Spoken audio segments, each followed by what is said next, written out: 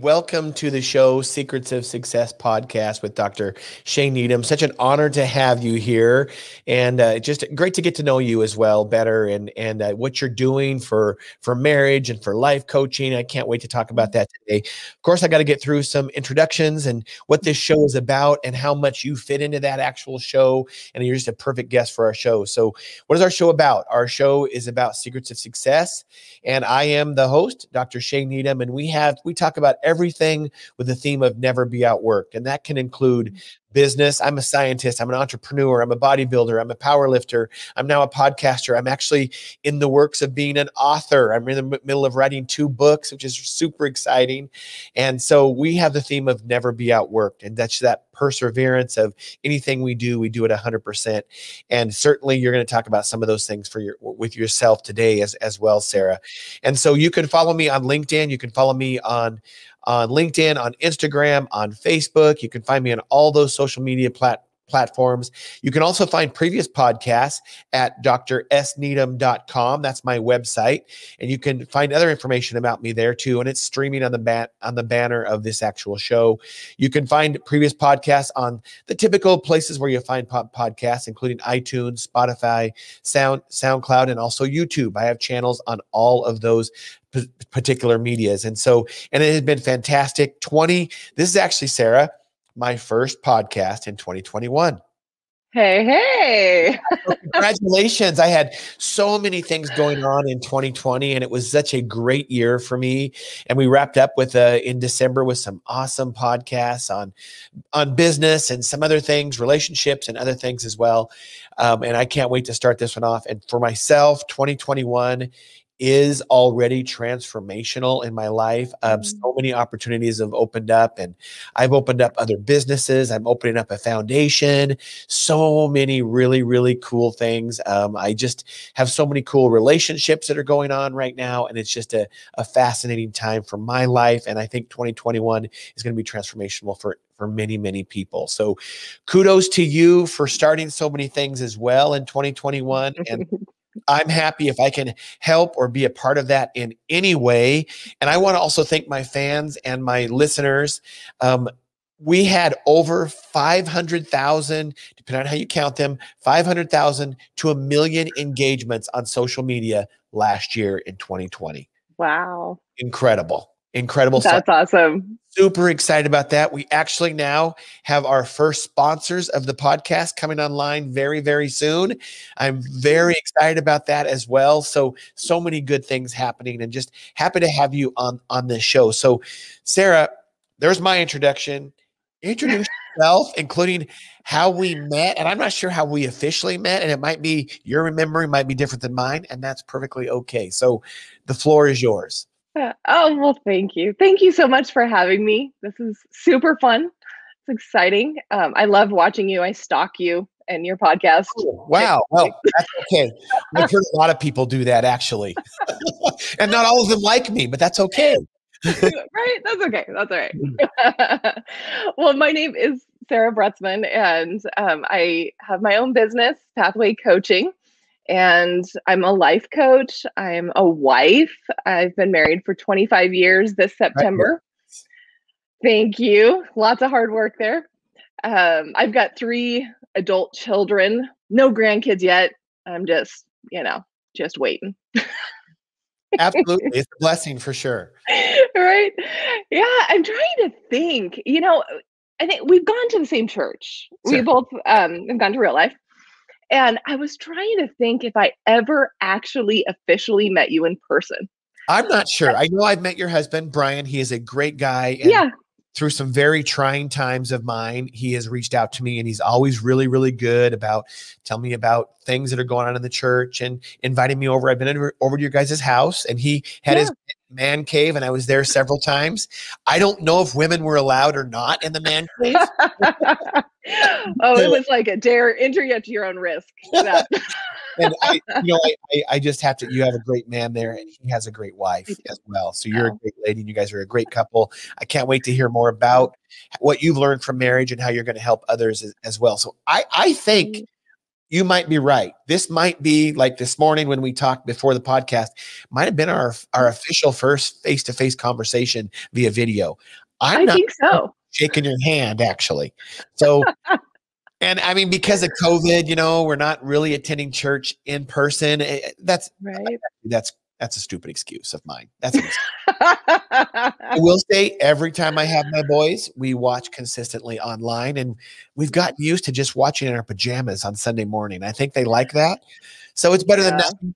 I did talk to them yesterday watching church online that, guys, we got to get back and get some fellowship with people as well. And so they're typical teenagers. They just kind of they grunted. You know how that goes. Right. It's communication right there. I'm glad to meet you face to face. Likewise. Go on, Sarah. Well, yeah, I don't know what to say really. I'm a life coach. I love people. People are amazing, aren't they? Like Yes, the capacity that people have is just unreal. yeah. And I love being able to help them unlock that potential. Yeah, there's so much depth to people that they don't even recognize in themselves. And really that's my favorite thing about life coaching. Yeah, no, that's so true. That's so encouraging and that's so inspirational.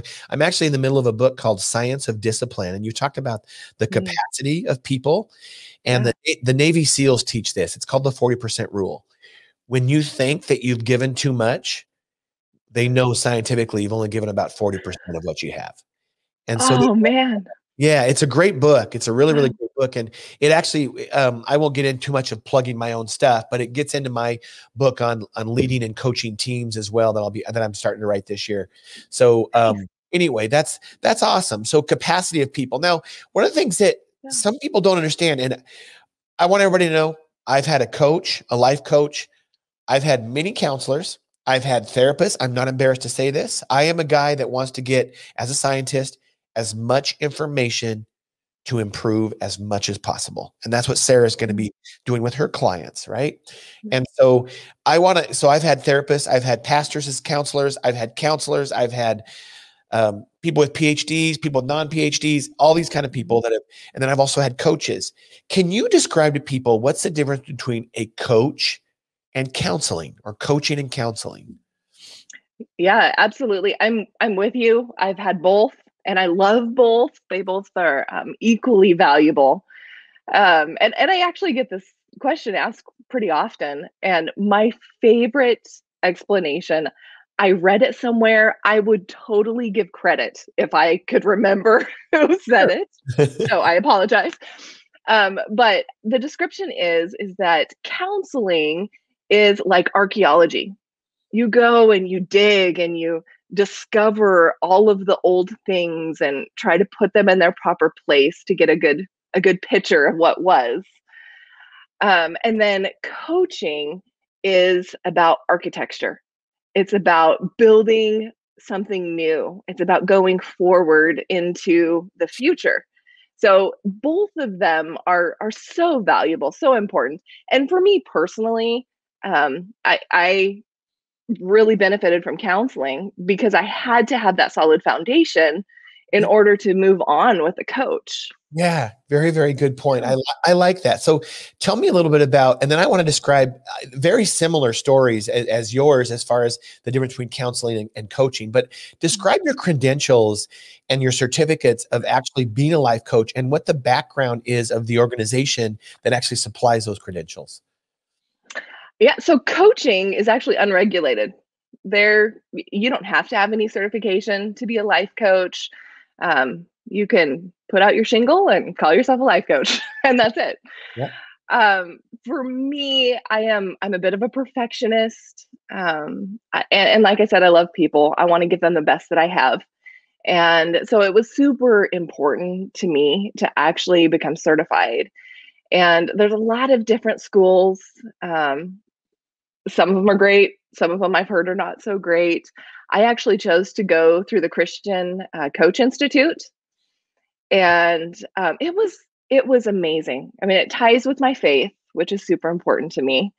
But it also was super foundational, just creating the community of coaches, I had classes, I had to complete practicum, I had to send in recordings and actually pass, to become certified. So it was super valuable. I highly recommend it, actually. Well, congratulations. I think that's Thank amazing. you. And, you know, I will, I'm gonna, psychology is very interesting and fascinating to me. Like you, people just Me too. fascinate.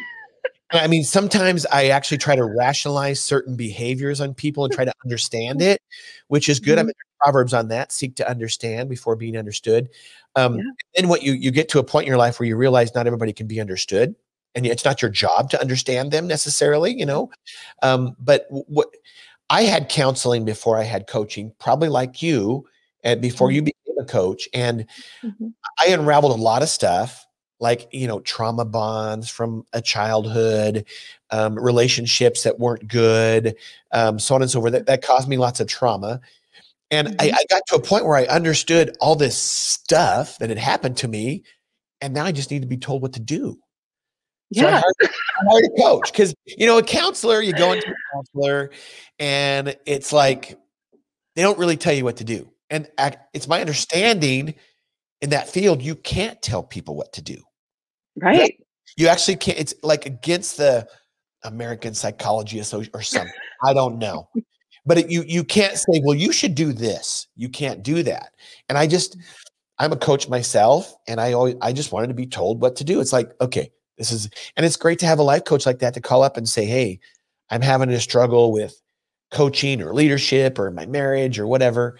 And they say, well, I think you should do this. So that's great. So tell me about some of the background. We're going to be start talking about marriage on purpose. Now we Mhm. know, what's the organization called again? Christian Coach Institute. Christian Coach Institute. Okay, Yeah. so and you have a program called Marriage on Purpose. So tell me first of all, what would you say the vision of the Christian Coach Institute actually is? What's the vision? Is to train and equip Christian coaches. Really, is what it is. Just we want to have a fully equipped, because it's unregulated. You don't Right? have to have training, and it's like that's actually really damaging. So to It- have some people that know what they're doing and be really capable is super important. And so, can you describe, like in a few sentences, what are the principles that they actually use, and how does it align with, you know, a Christian background? Mm. Well, I think probably the biggest one is that I mean, God can do amazing things, right? He calls us to amazing things, and He made us intelligent human beings. Um, and I think you mentioned earlier in Proverbs, like that deeper are the desires of a man's heart, and a man of wisdom will draw them out. And really, the at Christian Coach Institute, that's really one of the things that they focus on, is that coaching is that process of drawing out the amazing things that God puts into people and helping them rediscover that, helping them acknowledge that in their life. That's very, very awesome. Okay, so marriage on purpose. Would you say that this Yeah, is kind of one of your focuses right now? it is. It is. Okay, so Yeah. tell me about, obviously, you and your husband Brian. You're very active in the church, and thank God, Mhm. by the way. And I really appreciate your guys' role there. It's very inspirational, and it's great to see a couple that everybody knows is not perfect. Everybody knows that. Doesn't mean that I mean that specifically to you. I'm just saying that you Yeah. guys are willing to work on it and willing to improve, like everybody should be in a relationship. And so Mhm. so marriage on purpose. Tell me, define what that is. What is your purpose of that? And describe Mhm. some of the people you come up against in the church or outside the church, and how you coach them. Just describe it. Right. Yeah. That's a loaded question. It is. And that's why the floor is yours. I want you to be able to describe that, because I know all those things are challenging. Marriage is challenging. And one of the things that you mentioned you said you've been married for almost 25 years, and you said Mhm. it's a lot of hard work. And Yeah. I agree with you. It is work. I don't like to use that term, and I'm not being negative. I like to, you know what I like to say is intentional. It's intentional. Oh, yes. It's Yeah. very intentional. It's not work. Mhm. Work is not a bad thing, by the way, but sometimes we think Right. it's a four-letter word in the English language, like work. Oh, Yeah. it's hard. It's hard. I actually don't think marriage is hard. I don't. I think, Yeah. but it should be intentional. All your Mm. actions should be godly based and intentional in any relationship. So describe some of these challenges and the rewards and the inspirations. Describe marriage on purpose. Yeah. So I started looking around at marriage books and studies and things like that. And what I saw was this trend of one person in the relationship will go and do whatever study. They'll read this book. They'll, do this class. And there's a disconnect because marriage involves two people. And so I created marriage on purpose because I'm like, okay, we need intentional conversation. Like we need to have a space where we talk about real things with each other, practical things.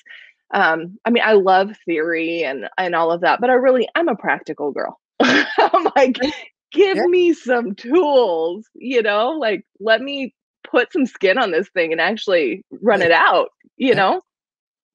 And so really that's where marriage on purpose came from. I just talking to couples and I mean, it really breaks my heart because marriage can be so, so good. It really can. But when it's not, it's so painful. It is so painful. Yeah. Um, and I'll share more about that later. But the building blocks of a healthy, sustainable relationship means that we have to come together. We have to agree on some really basic foundational things. And marriage on purpose is kind of a guide to help us do that. We talk about values. I help people create a marriage purpose statement, which I Right. feel like is super important because, Absolutely. um, Absolutely. right, like all great things start with some kind of a vision, some kind of a map. Like you got to know where you're going and what you're doing. And so helping people have that conversation where they get to come together and discuss things that are important. Say, hey, you know what? This is important to me. This is important to me. Where do we come together on those things so that we can walk this out in our marriage and be, like you're saying, be really intentional Yeah. about that? Yeah. Wow. So, That's amazing. And so you're I know I can just tell by listening. And I hope we get into more vulnerability of your own situation because I yeah. know marriage is never easy. Um, but I can hear by hearing you talk that you've seen struggles, you've heard struggles. I want you to be Mhm. vulnerable here. Um, Yeah.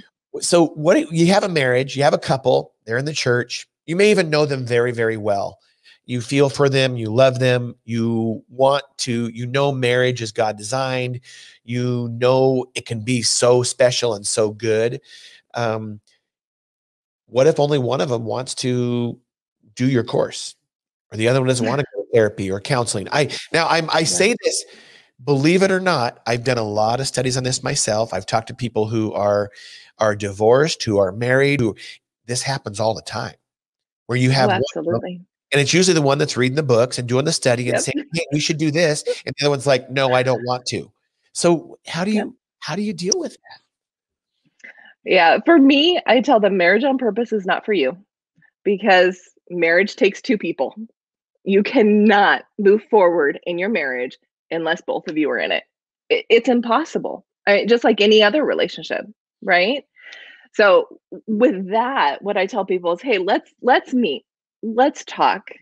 I'll start coaching you because the healthier that we are as individuals, we bring that healthy version of ourselves into our relationship, and things change. It may not be that dynamic marriage that we want at the moment, but it starts the ball rolling. Yeah, yeah.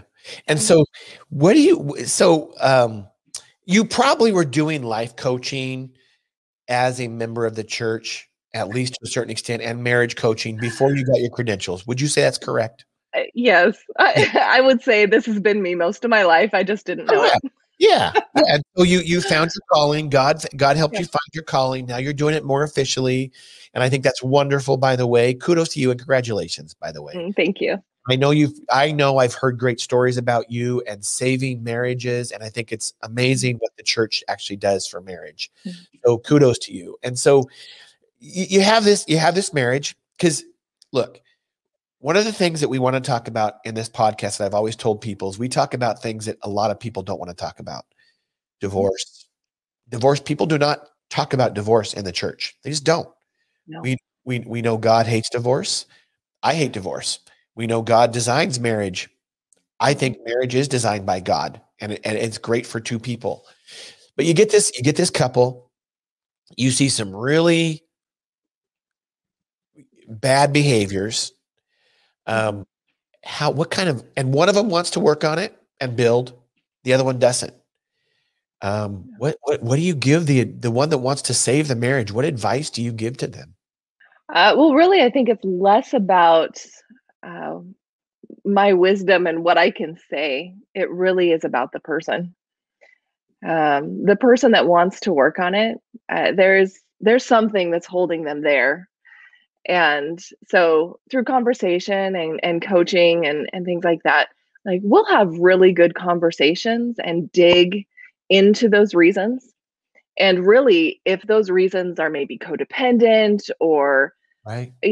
Just unhealthy, when they start seeing them, they have to make a choice. Sure. I mean, I was raised in a church where you never got divorced. Like that it was like sin. You're going to hell right away. Right. If you got divorced, it was super taboo. I personally have a different view on that. I mean, I don't love divorce. I think that it's super painful. It's definitely not what God designed. Right. God also didn't design us to die. Like there are things that happen because we live in a broken world that aren't what he intended. So there are circumstances where it is better to just go ahead and leave, do the separation, maybe get divorced. I mean, there are things that is just not going to work anymore. Well, And I appreciate your transparency on that. One of the things when you talk about codependent behaviors is some people I think all of us have a codependent behavior to a certain extent. And especially, and all of us, and you learn through unhealthy habits and unhealthy relationships how to not be codependent, right? But one of the things that scares people Sarah, and that's why I appreciate your transparency, is one of the things that scares people is what the church thinks of divorce. And and so I appreciate you saying, hey, yeah, we hate it. God hates it, but sometimes there's no choice. And so having said that about divorce, because that's the ultimate, what would I say? I don't know. That's the ultimate scenario that probably nobody really wants, and it's not what God wants. Now let's transition to marriage on purpose. Let's tell me about all the good stories that you have of getting two people together, or you start with one and then the other one's like, oh my gosh, this person's changing. They're changing for the better. I love what they're doing. And describe those things. I just love those stories of really of what would I say, of reconciliation. I love those. Yeah. So tell us about some of those. Well, I think I would say that the biggest story for me is mine, honestly. I'm not supposed to cry on this show. I know. I'm not gonna. I'm going to cry. I'm a crier too. Oh gosh. By the way, I cry when my kids graduate from kindergarten. I did. Right? I really did. Yeah. So anyway, I'm going to hold my composure here though. But we can cry together. Okay, that sounds good. But it's very touching to hear your story. And Brian has shared some of it with me, by the way. And he's just a great guy, and you guys are a great couple. Describe it to me. I want to hear these things, Sarah. Yeah. Well, I think every great thing comes out of pain. Yeah. Right. So a few years ago, we had just gone through empty nest. Our kids are leaving. I lost my identity. Really, I didn't know what to do next. I was working in a job that I thought was going to be super fulfilling, and it wasn't. And I was a mess. He was a mess, and it was bad. It actually was really bad. And I mean, at that point, we'd been married for 22 years, and we sat on the edge of our bed and talked about what it would look like to end our marriage. Wow. Whew. And, go on. You know, trying to hold it together. You know, it's super painful, but we had lost each other in the midst of living our lives. Right. You know, we were both running after ministry and job and kids, and it was kind of through that and through the healing process for us, we had to discover each other again. We had to talk about what was important. We had to renew our commitment to each other, to God, to actually stay in there and not give up long enough to actually build something brand new, because it is brand new. It's not the same as it was when we were dating, when we were, you know, first married. We're no completely different people, right? Right. Yeah. Like, who was that kid? Right. You know? It's interesting you say that. I mean, I want to interject here. First of all, you're just a great individual. You're a great lady, great human being. And you're a great life coach, I can tell. And so you're very empathetic. And so, it's interesting. One of the common things you probably hear, and I've read a lot about this the last couple of years, is you'll hear one of the other partners say, he or she has changed. Well, of course they have. Yeah. Right. People change. Yeah, you're not that 22 or 19 or 25 or 26-year-old when you're 45. You're not. And I actually, I want to give advice that I read in a book, that when your spouse says to you, and you're going through a rough time in your marriage, and the book is really good. It's actually How to Be, let's see, by Jack Ito, ITO. He has some really good stuff out there. How to Be Secure in Your Responses in Your Marriage, or something like that. And when your spouse says to you, it's really good. Read his stuff online. When your spouse says to you, well, you've changed, the answer actually is not to get defensive and say, no, I haven't. You say, yeah, most people do. It's healthy. And it's true, right? And so I want to go back to another thing that's a very common, okay, so this is what I've read. The 3 common marriage fights or arguments are kids, finances, and sex. Okay, those are the 3 main, right? So you just talk about those, and those are all hard things to talk about, and most people don't talk about them until they become resentful, right? Right. And so you talked about kids, you talked about losing your identity because the kids leave the nest. I totally get that. So you were known as mom, he was known as dad. You're really not, you should be, but you're not husband and wife as much. You're more mom and dad. And, I always look at it as God comes first, then spouse, then kids. And some people say, oh my gosh, your kids don't come first. That's selfish. And I think it's biblical, whatever. That's fine. My kids will never come before my life partner. Never. They just won't. Because if you're on the same page as with your life partner, your kids are important. They're absolutely important. So you guys lose your identity as mom and dad because nobody calls you mom and dad in the house anymore. Yep. So how do you deal with that? And what caused that? Okay, I'm going to have lots of questions here. What caused that? And how do people that don't lose that identity, how do they do it when they have kids? Or are there people that don't have that struggle? I don't know. So big question, but important ones, because very common. Yeah. Well, I think it doesn't even have to just be kids. I mean, kids was a big one for us, but also ministry. Ministry was a huge thing for us, where we both lost our identity and lost our direction together. So what do you mean by that? I mean, I've known you guys for about 2 or 3 years probably. So I've only known you kind of in ministry. Are you saying you didn't really have ministry before that? We did. Actually, at our most dysfunctional, we were still involved in the church and in ministry, which, That's okay, by the way. thank you, God, he uses broken people. That's right. Because, even in our mess. But no, we actually, God, 15, 16 years ago, we ran a Celebrate Recovery at our then church. It was a community church in a small town that we lived in. So we've been in ministry for a long time. And it's kind of easy to lose your identity in that, actually, So because you're, I see what you're, so go on. I'm listening. What do you mean by that? because, well, you're always outward focused. You're focusing on people, on organization, on, making it all work. And usually it's on top of another job. So then you've got family, you've got kids, you've got job, plus you have ministry. So you don't have a social life, and you definitely don't date. Right. You don't have a marriage anymore. This sounds very familiar, although I wasn't in ministry, but I was coaching a lot, working a lot, inspiring teams, doing all these things that were external and helping a whole bunch of people. Now, here's what my question for you is. Now, I've reflected on this. And why did I do that?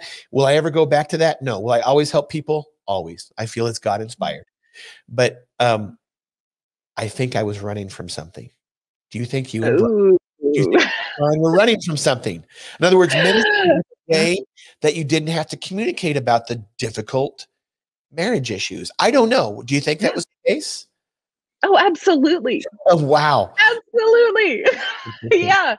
Well, it's like even just running from our own fear or our own insecurity, or for me, I'm super performance driven. So I'm like, the more I can do, the better, the better I am, the better I look to everybody else, the more put together I am, the more successful. And yeah, that's absolutely running from myself. Wow. Very interesting. So you were always in ministry. You've always been in ministry, but 2 or 3 years ago, it's like, okay, we want to refocus our ministry, or how is that a big part of it? That was like your turnaround to say, here's what we've got to do. How was that discussion between you and your husband? It was hard and long. I'll say that. Really, you know what? Being in paid ministry and struggling in your marriage it feels extremely dangerous. Honestly, I'm just going to put this out here. So Please do. Really, what happens is you go, okay, I'm struggling in my marriage. This is really hard. I want to quit. Let's just call this thing off. And yet, all of these people are going to be affected. Correct. Brian and I have been super open about our marriage. We talk about our struggles. We talk to a lot of couples, and in the back of my mind was always that thought that if we quit, if we give up, what are we saying to all of these people that have listened to us, have heard us? So there's a lot more pressure when it's so public. I think especially in the ministry sense. Yeah. And, and you, and again, to be vulnerable here, you're both paid staff on the church as ministers, right?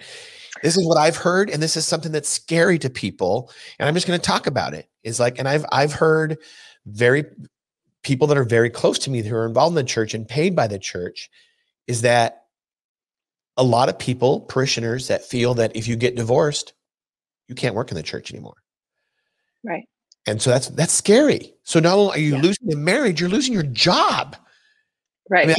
I couldn't even imagine that, and what was going through your guys' head. And so, in some ways, that's good to have that pressure to force you to make it work. At the same time, it's unfortunate that it's judgmental. I can't use a better word. I can't use for example, the chances of a divorced getting another job aren't very good. They're just probably not. And so how hard must that have been for you guys? to lose your marriage, but possibly lose your way of life or your way of income. So describe more of that. Describe those difficult conversations and how it finally, did you ever have an aha moment? Was it just slow, intentional thoughts and actions? What was it? Yeah, that was terrifying for sure. Because at that time we were both on staff. Now Brian's on staff and I'm not. I left to start my business, but at that time we were working together, marriage, everything, and it was terrifying. And I remember having breakfast with a friend of mine, and I was just broken. I'm sobbing, and I'm like, what does this even look like if I quit? Everything is gone. I gotta move. I can't stay in the same place. I can't go to the Right. same church. I can't I can't be me anymore. I've got to leave. And she looked at me and she goes, Sarah, why? Why? Why would that be the case? And I'm like, well, because you church, like you Right. can't do this and be in church. And she goes, well, why not?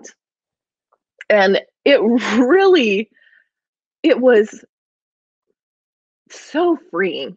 It was so freeing to have people, because our church is amazing. I gotta say, our lead pastor Josh, our church is just amazing. Yeah.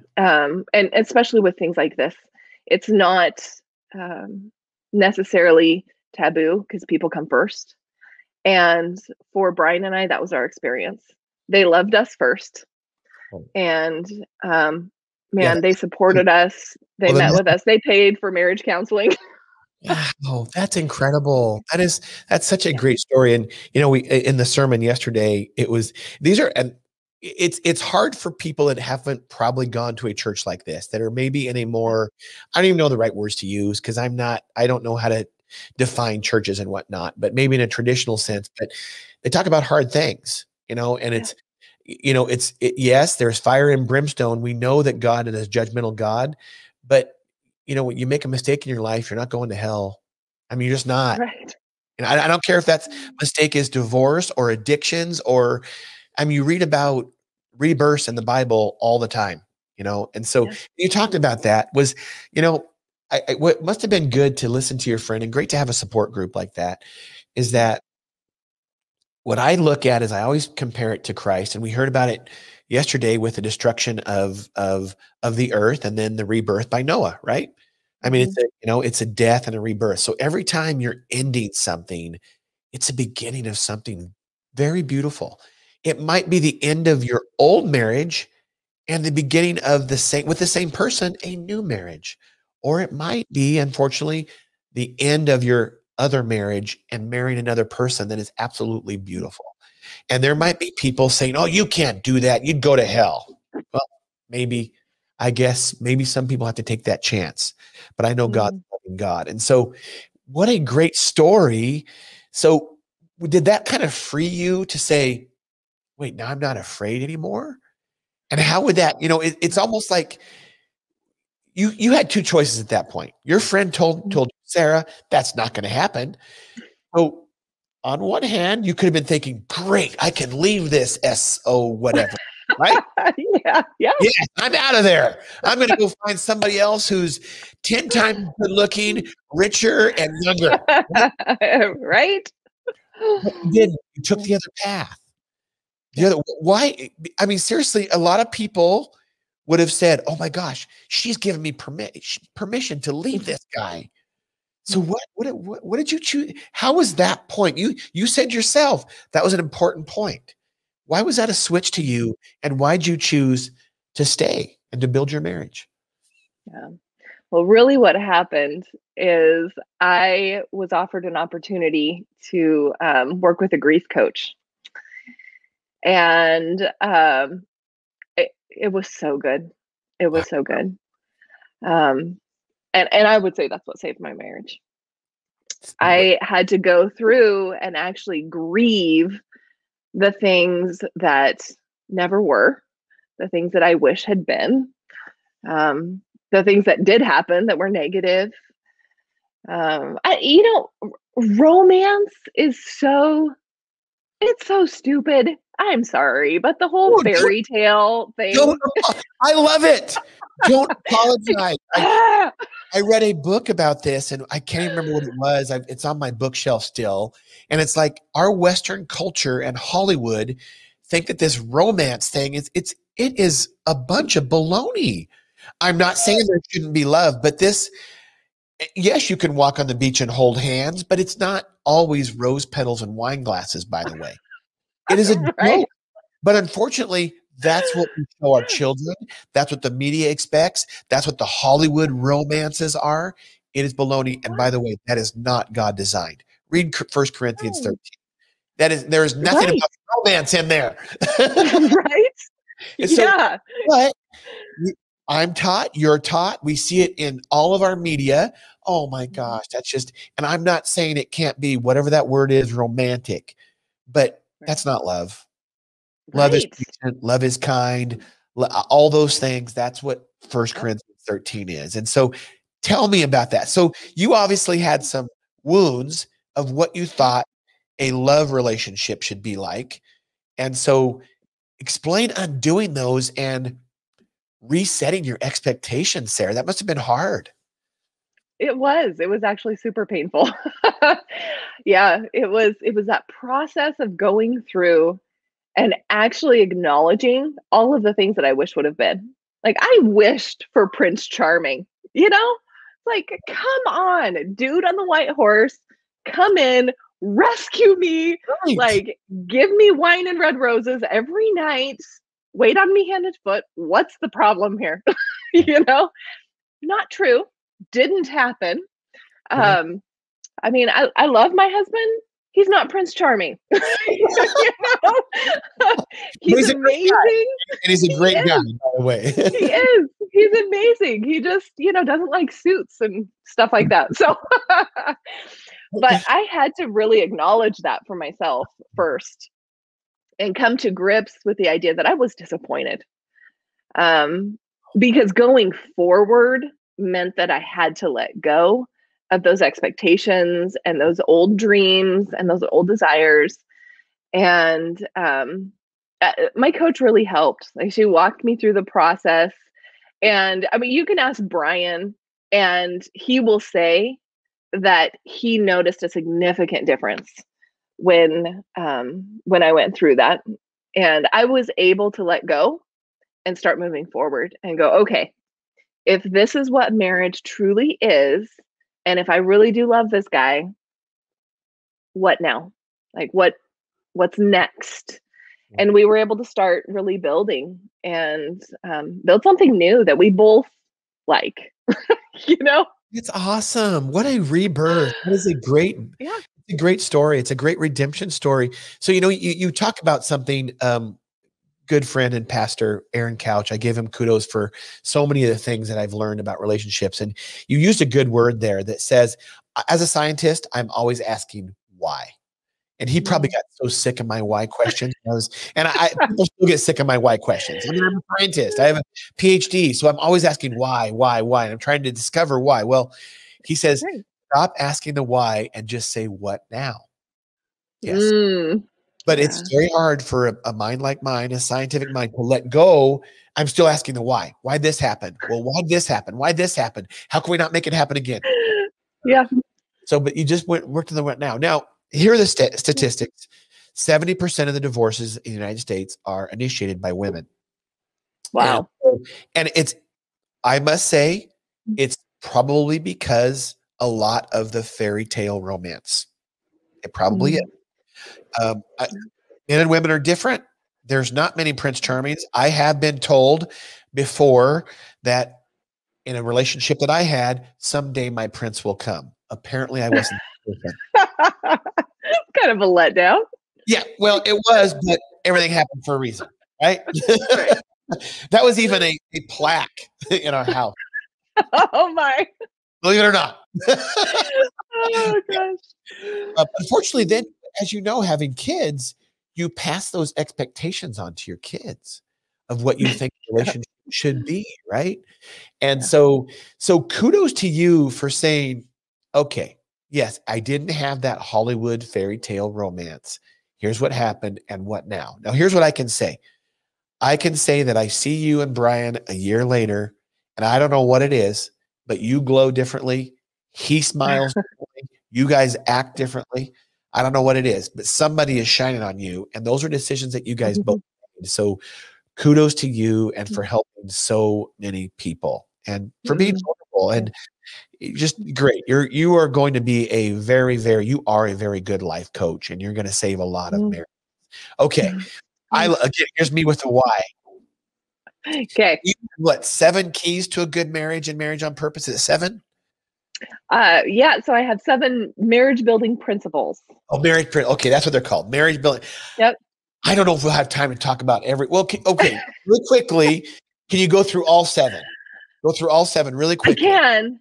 Okay. I can. So authenticity, courage, forgiveness, commitment, love, mutual respect, and purpose and direction.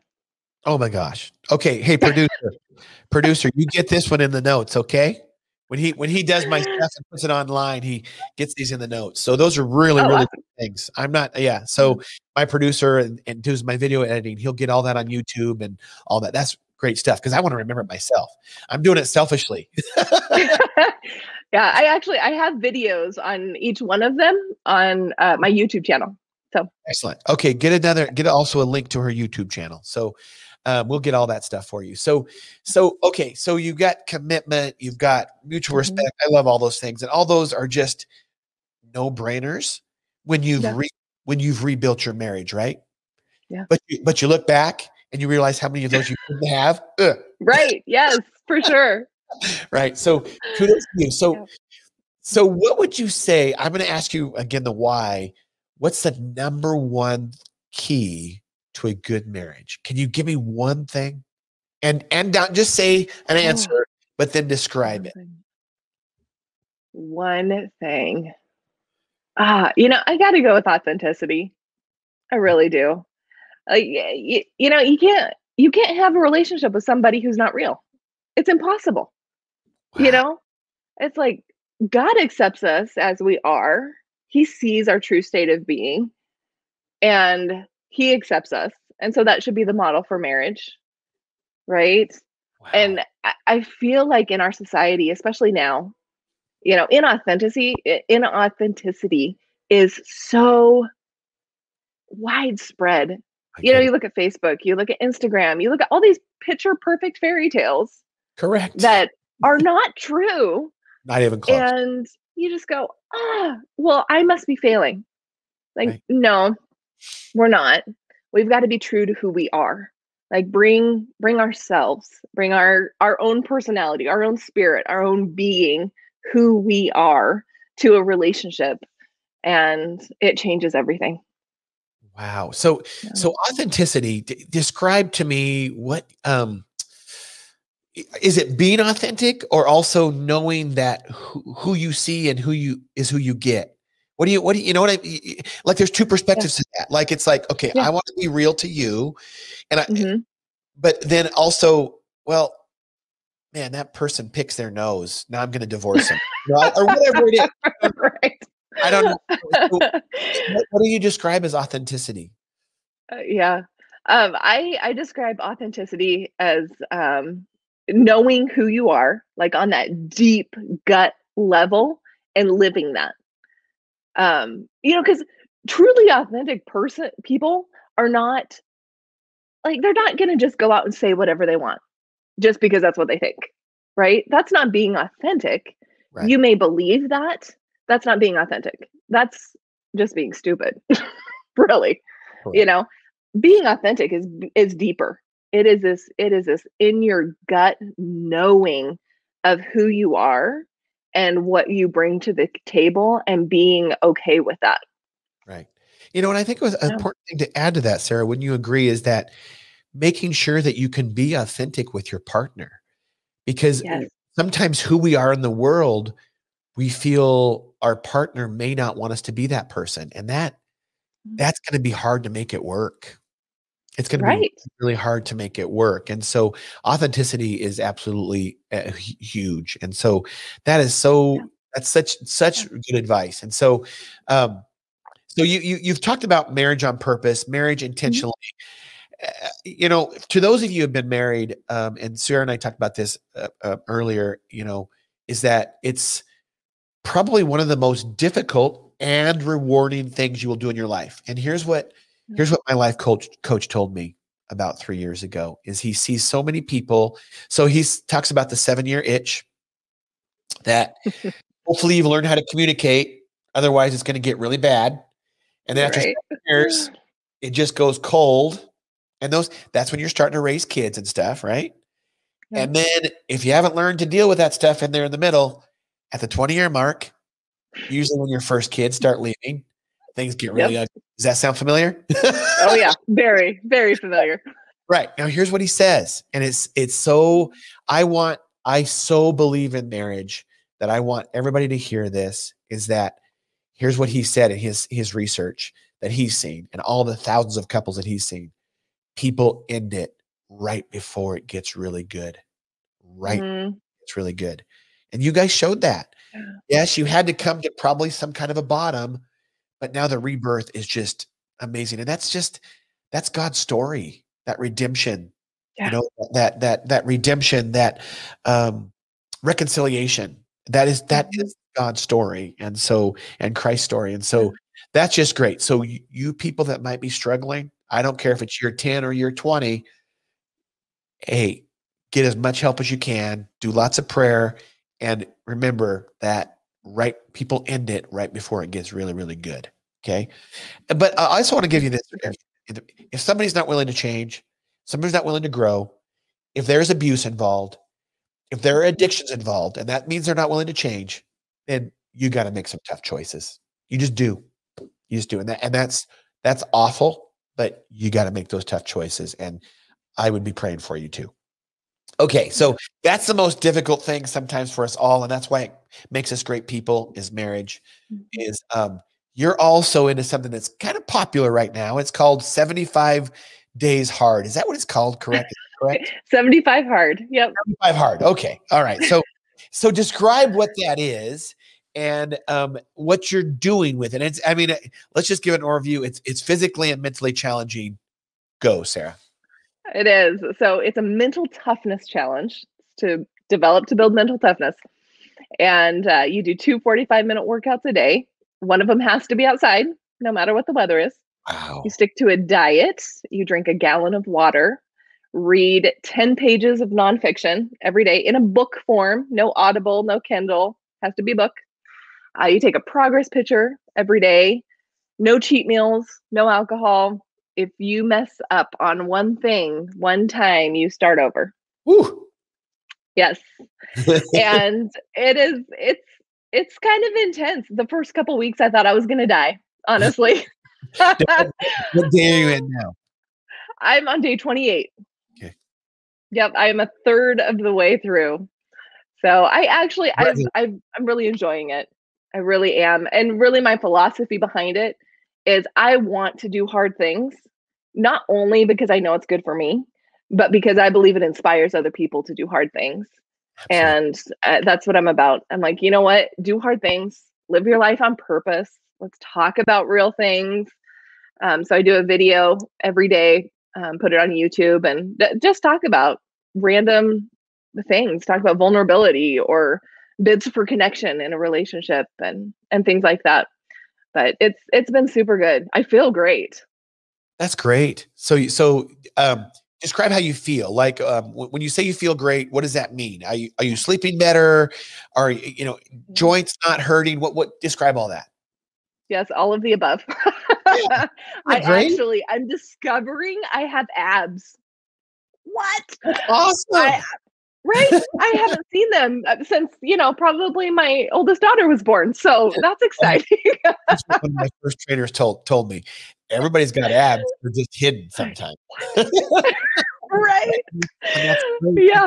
wonderful. I mean, nutrition and lifestyle and lifting and is very, very important to me. And so I'm really passionate about it. And I love to see people improve and to know how much I don't really care how they look, although sometimes we can correlate how you look to how you're going to feel. I'm just saying that, believe it or not, an obese person is not going to feel good, even though they think they don't feel bad.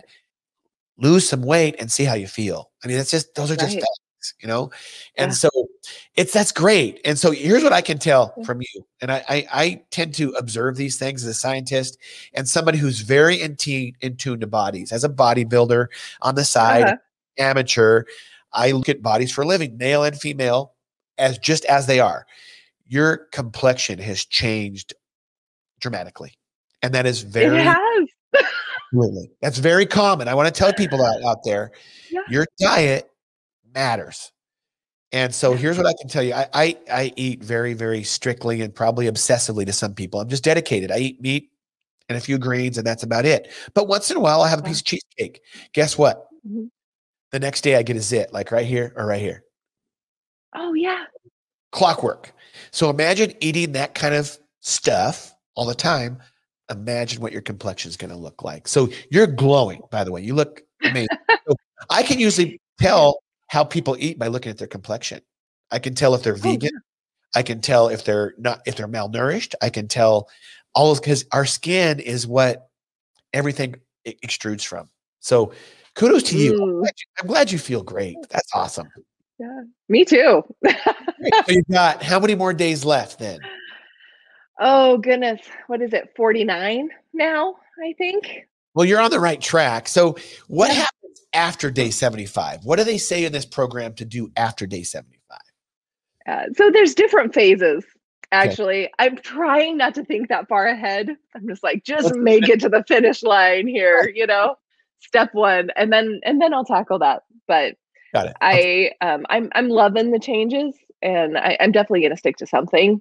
That's awesome. It might not be quite as intense, but it'll definitely be something.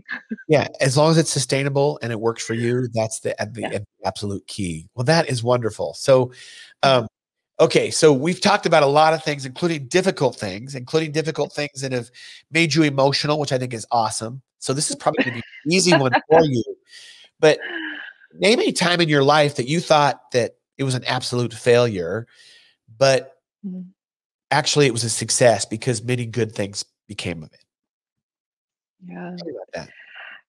I kind of wrestle with this because, like I said earlier, I'm a bit of a perfectionist. So I feel like everything has been a failure because I have such high standards. Yeah, I understand. For myself. Yeah. It's like always reaching for that next little rung. Like I can do it. Sure. And I think I was telling Brian last night, I'm like, you know what? It's amazing how strong you get just pushing on a rock. You're like pushing on this big rock. It's not moving. It's not going anywhere. You start to build muscle.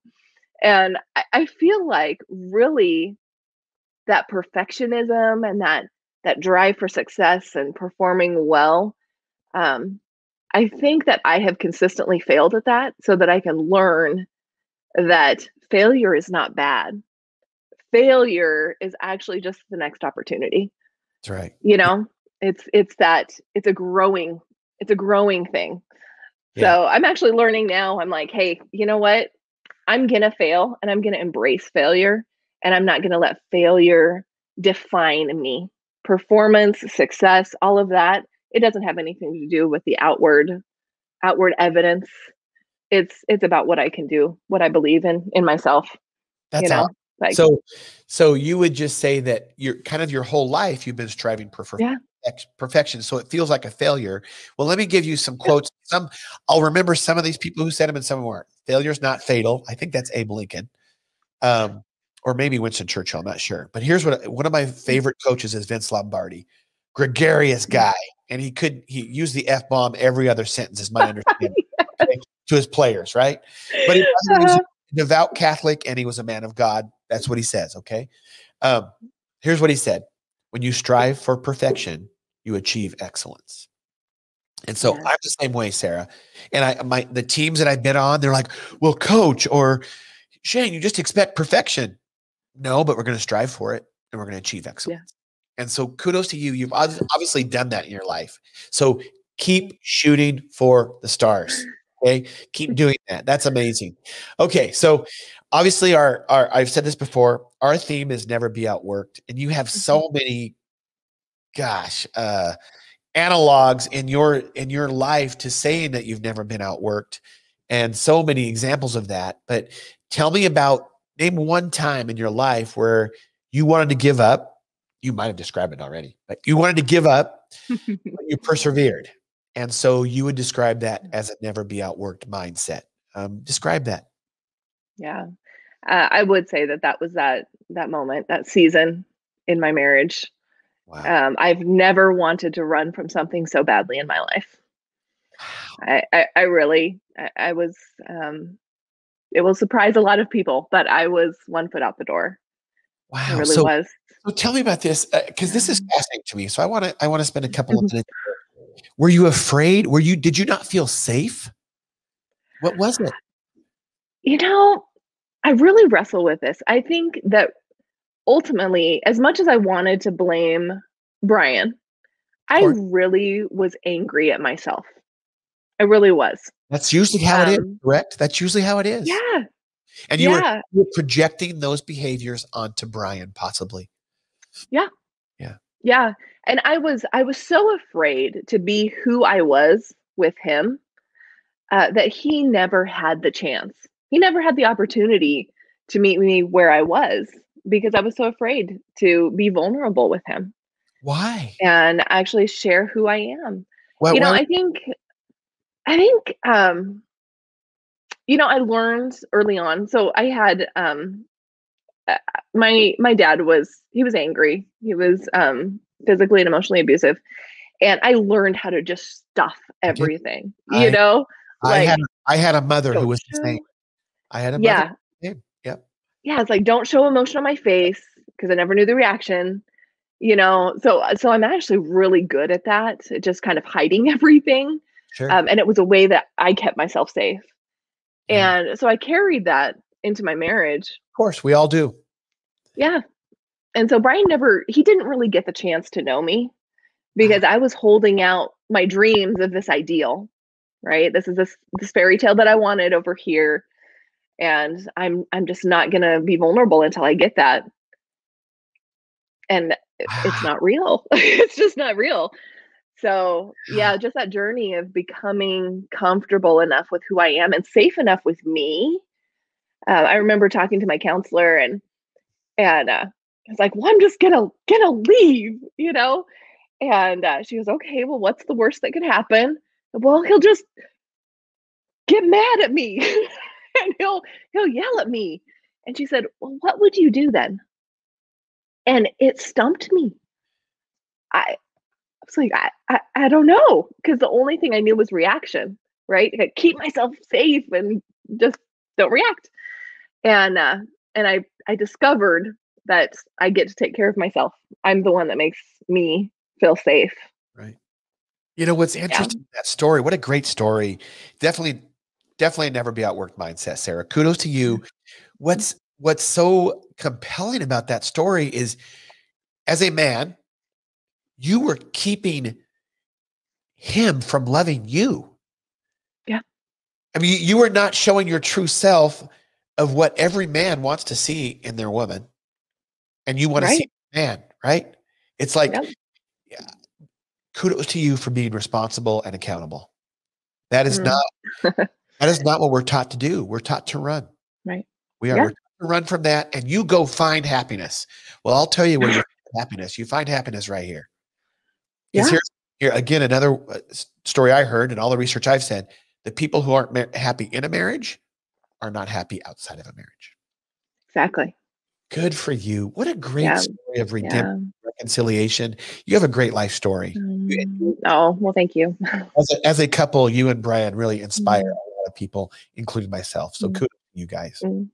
Thank you. What a great guest you have been. It really kicked off 2021 so well. I am so appreciative of you being on the show. I'm going to give some more kudos to the people who watch, the people who listen. Go find this. You'll find this in a week or so up on YouTube, on iTunes, on Spotify, on SoundCloud.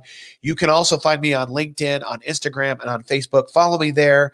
And for all things never be outworked, whether it be relationships, whether it be science, whether it be entrepreneurship, leadership, bodybuilding, powerlifting, coaching, podcaster, author. Stay tuned. I'm going to say more about my books in a while.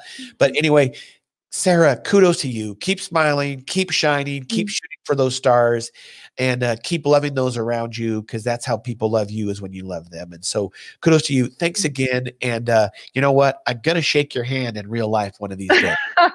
Sounds good. Thank you so much for having me. Hey, have a great day. We'll talk to you soon. Take care.